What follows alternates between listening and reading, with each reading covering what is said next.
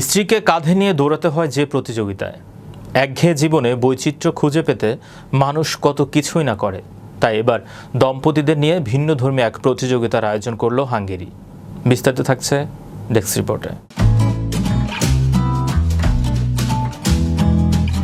একঘেয়ে জীবনে বৈচিত্র্য খুঁজে পেতে মানুষ কত কিছুই না করে। তাই এবার দম্পতিদের নিয়ে ভিন্নধর্মী এক প্রতিযোগিতার আয়োজন করলো হাঙ্গেরি। স্ত্রীদের কাঁধে নিয়ে দৌড়াচ্ছেন 15 জন স্বামী, পাড়ি দিয়েছেন 260 মিটার বন্ধুর পথ। এই প্রতিযোগিতায় বিজয়ী হয়েছেন লিথুয়ানিয়ার এক দম্পতি।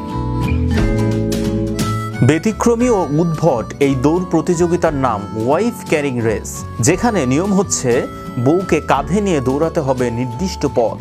চতুর্থবারের মতো হাঙ্গেরিতে আয়োজন করা হয়েছে এই প্রতিযোগিতা। 15 দম্পতিকে 260 মিটার পথ অতিক্রম করতে হয়েছে।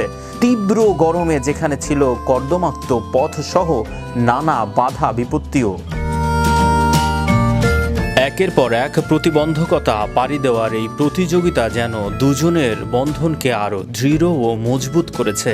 বিজয়ীদের হাতে তুলে দেওয়া হয় নগদ অর্থ ও মেডেল। অনুভূতি জানতে চাইলে খেলার বিজয়ী ভিতাউরাস কিরক্লাউস্কাস বলেন, অসাধারণ অনুভূতি, আশা করিনি জিতব। এখানে অনেক প্রতিযোগী ছিল, তারা বেশ শক্তিশালীও।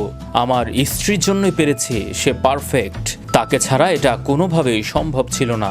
এখানে স্ত্রীর জন্য সবচেয়ে গুরুত্বপূর্ণ বিষয় হলো স্বামীর পিঠকে খুব শক্ত করে ধরে রাখা, কারণ তিনি বাধার মধ্য দিয়ে যাচ্ছেন, তিনি লাফাচ্ছেন, তাকে শক্ত করে ধরে রাখতে হবে।